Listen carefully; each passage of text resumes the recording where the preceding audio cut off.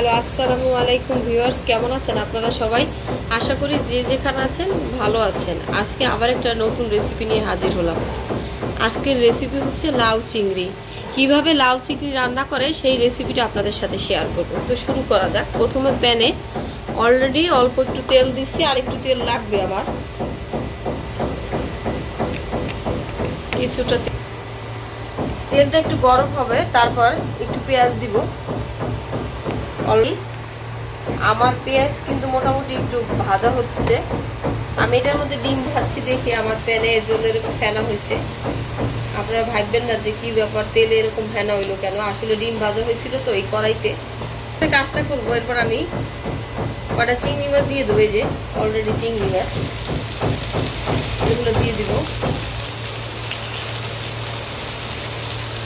চিংড়ি মাছটা একটু ভাজা ভাজা করবো তেলের সাথে। এরপর যে কাজটা করতে হবে, এটার মধ্যে এক এক করে মশলা দিয়ে দেব। আমি একটু আদা রসুন পেস্ট দিব, এই যে 1 চামচের মতো, আর পেঁয়াজ বাটা দিব 1 টেবিল চামচের মতো পেঁয়াজ বাটা দিয়ে দিলাম। তারপর জিরা বাটা দিব 1/2 চামচ, 1/2 চামচের মতো জিরা বাটা, 1/2 চামচের মতো হলুদ গুঁড়ো। হলুদটা কম দিবেন কারণ বেশি দিবেন না।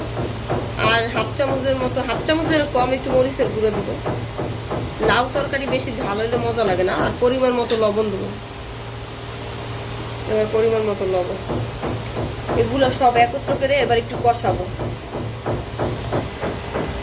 এরপর যে কাজটা করব, আমি আগে থেকে লাউ কেটে রাখছি, দেখেন অলরেডি।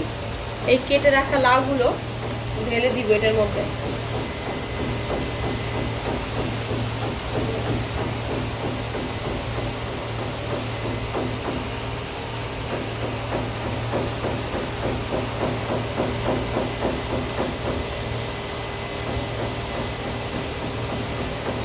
অলরেডি কিন্তু আমার লাউ সব মশলা এগুলোর সাথে মিশাইছি আমি, আমার অলরেডি মিশানো হয়ে গেছে এগুলো।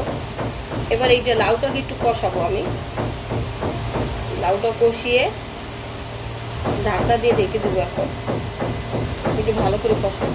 প্রচুর পরিমাণে পানি উঠে গেছে। এই পানিতেই চেষ্টা করবো রান্না করার জন্য, বাকি মানে লাউটা সিদ্ধ করার জন্য।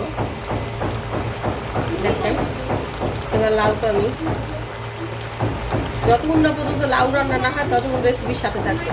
কিন্তু হয়ে গেছে, দেখেন লাউ চিংড়ি ওই পানিতেই সেদ্ধ হয়ে গেছে। লাউটা অনেক কচি ছিল, যে কারণে পানি আর অ্যাড করা লাগে নাই আমার। এখন যে কাজটা করব, আমি একটু ধনে পাতা কুচি, এই যে আমি ধনে পাতা নিয়েছি, এটা একটু দিব। এতে হয় কি লাউর ফ্লেভার অনেক সুন্দর আসে।